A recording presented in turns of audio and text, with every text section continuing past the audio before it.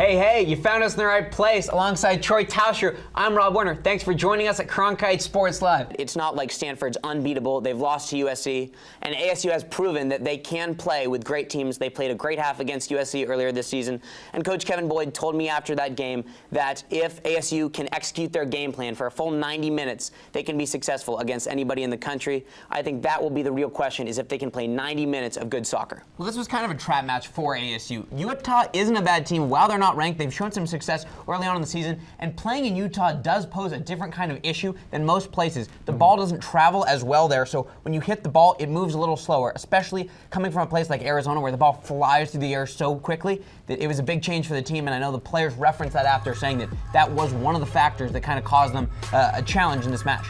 We can't talk about this game, Braden, without talking about Arizona's freshman phenom, DeAndre Ayton. He had 25 points, 16 rebounds. What is so special about Ayton?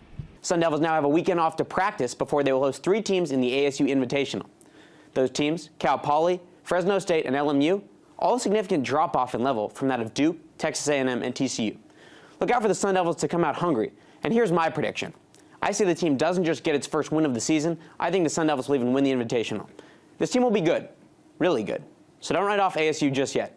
Now let's send it back to Braden. I think they will. I think something's got to be done because this team is going to be a lot taller, and it's going to start with some of the transfers that came last year that we didn't get to see during the season. They had to sit out a year. Rob Edwards and Zylan Cheatham, those two guys, really special players. I think both of them are going to crack into the starting lineup come the season opener next year. Rob Edwards, he's that NBA guard, that big guard, can shoot the three, can pass, very athletic. And then Zylan Cheatham, he's been working on his three-point shooting and his shooting around the hoop a little bit more as well. But he's a tremendous athlete, can throw down some of the most vicious dunks you'll see in college basketball next year. These two guys are going to be really critical for how the team does next year. I think both these guys are going to come in and be able to play very well right away. And a 90-68 win isn't exactly indicative of the talent on the San Diego State Aztecs roster.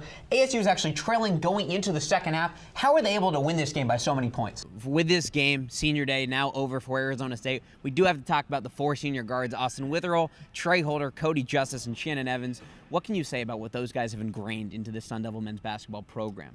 That's all we have for you this week. Stay tuned, though, for next week's episode of Cronkite Sports Live. From all of us here at Cronkite Sports, thank you, and have a good weekend.